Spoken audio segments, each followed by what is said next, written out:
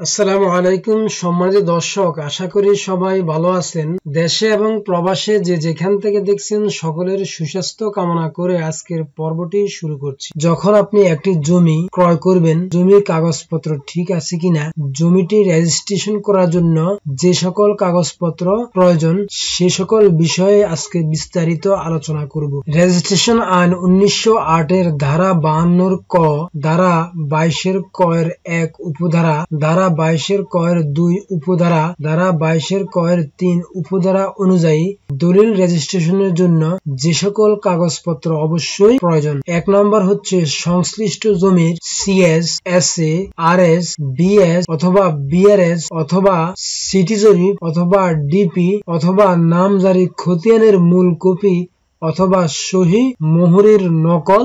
কাগজপত্র আপনি ইউনিয়ন তথ্য সেবা কেন্দ্র থেকে আবেদন করে অথবা জেলা প্রশাসকের রেকর্ড রুম থেকে এই খতিয়ানগুলো আপনি সংগ্রহ করতে পারবেন। নাম্বার 2, হালসন পর্যন্ত ভূমি উন্নয়নের কর বা খাজনা পরিশোধের রসিদ বা দাখিলা আপনাকে সংগ্রহে রাখতে হবে, তা না হলে আপনি দলিল রেজিস্ট্রেশন করতে পারবেন না। এই বিষয়ে আপনি আপনার নিকটস্থ ইউনিয়ন ভূমি অফিসে গিয়ে আপনার খাজনা পরিশোধ করে খাজনার রসিদ অথবা দাখিলা নিয়ে আসবে। নাম্বার 3, ক্রেতা এবং বিক্রেতাগণের জাতীয় পরিচয় পত্র অথবা জন্ম নিবন্ধন সনদ অথবা পাসপোর্ট এর কপি। নাম্বার 4, উত্তরাধিকার সূত্রে প্রাপ্ত সম্পত্তি হস্তান্তরের ক্ষেত্রে উত্তরাধিকার সনদ বা ওয়ারিশান সনদ অবশ্যই আপনার প্রয়োজন হবে। এটি আপনি আপনার স্থানীয় পৌরসভা, সিটি কর্পোরেশন অথবা ইউনিয়ন পরিষদ কার্যালয় থেকে আপনি সংগ্রহ করতে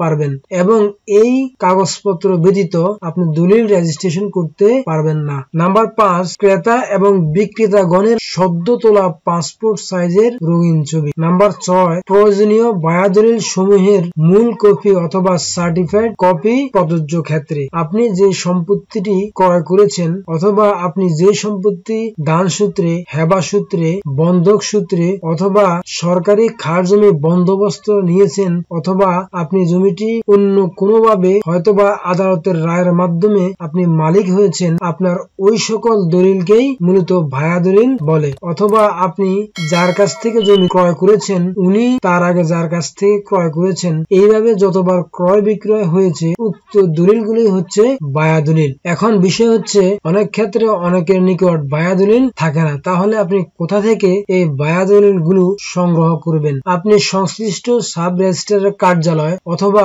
যদি আপনার দলিলগুলো পুরনো হয় সেক্ষেত্রে আপনি জেলা রেজিস্ট্রারের কার্যালয় থেকে এই দলিলগুলো সংগ্রহ করতে পারবেন। Number 7, city corporation, cantonment board এবং জেলা সদরের পৌরসভার অধীন 1 লক্ষ টাকার বেশি মূল্যের সম্পত্তি হস্তান্তরের ক্ষেত্রে দলিলের ক্রেতা এবং বিক্রেতার ইটিন বা টিআইএন সার্টিফিকেট দলিলের সাথে সংযুক্ত করতে হবে।